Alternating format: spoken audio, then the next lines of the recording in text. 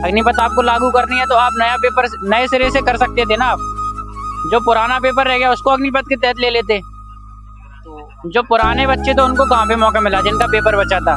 मेरे सभी प्यारे साथियों, दोस्तों, जी हमारे साथ कुछ दोस्तगण हैं जिनके कुछ समस्याएं हैं सरकार को लेकर, आर्मी की जो रैली भर्ती है उनको लेकर। दोस्तों, इन भैया ने 9 दिसंबर 2021 को जो आर्मी की 9 अगस्त हाँ 9 अगस्त 2021 में इन्होंने आर्मी की भर्ती देखी थी और इन्होंने फिजिकल वगैरह सारा क्वालिफाई कर लिया था, मेडिकल क्वालिफाई कर लिया था। इसके बाद बचा था केवल इनका पेपर। लोगों को टालते गए कि हाँ अब आएगा अब आएगा अब आएगा, और एंड टाइम पर यहाँ पर अग्निवीर भर्ती योजना को लागू कर दिया गया, जिससे इन भैया को पूरी की पूरी जो पुरानी भर्ती थी वो कैंसिल कर दिया और अग्नि भर्ती जो नई योजना है उसको स्टार्ट कर दिया।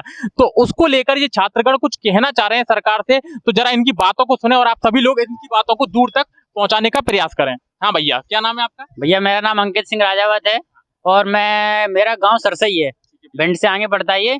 और मैंने 9 अगस्त को अपनी भर्ती देखी थी दिल्ली राजरव सेंटर में।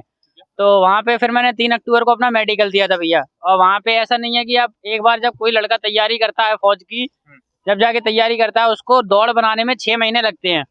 आपने इस भर्ती में 23 से 21 साल उम्र कर दी। आप हमको ये दिखाना चाहते हैं कि हम पे रोजगार दे रही गवर्नमेंट। जैसे सन 2024 का भी अगर मान के चलो चुनाव आ गया, उसमें आपने कह दिया जो पुराना पेपर अग्निपथ के तहत होगा। अगर आप वो 1.5 साल बाद 1 साल बाद जब वो करवाओगे जाके, उससे अच्छा आप अभी ले लीजिए ना। अग्निपथ आपको लागू करनी है तो आप नया पेपर नए सिरे से कर सकते थे ना। आप जो पुराना पेपर रह गया उसको अग्निपथ के तहत ले लेते।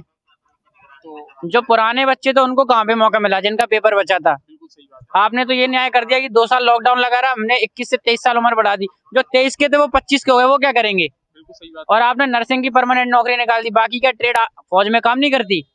बिल्कुल सही बात है। तो भैया का ये कहना है टोटली कि जो अग्निवीर भर्ती जो योजना इन्होंने निकाली है, लेकिन उसमें इन्होंने पुरानी जो सारी भर्तियां उनको रद्द कर दिया जो चल रही थी। पैरेलल भर्तियों को इन्होंने नहीं चलाया, उन पुरानी भर्तियों को रद्द करने के बाद अग्निवीर भर्ती जो नई लागू करी, उससे क्या हुआ, जो भैया पहले से सिलेक्ट हो गए थे बस इनका पेपर रह गया था, पूरी की पूरी भर्ती रद्द होने थे। ये भैया काफी दुखी है। इनका ये कहना है कि यदि आप अग्निवीर भर्ती लेकर आए थे तो उसी में उस भर्ती को भी ऐड कर देते और उसका एग्जाम करा देते। क्या भैया बात सही है? बिल्कुल बात सही है भैया। अगर पुराना एग्जाम हो जाता तो जो कम से कम 1 लाख बच्चा युवा बैठा था फौज का पेपर देने के लिए, एयरफोर्स वाले ज्वाइनिंग के लिए बैठे थे।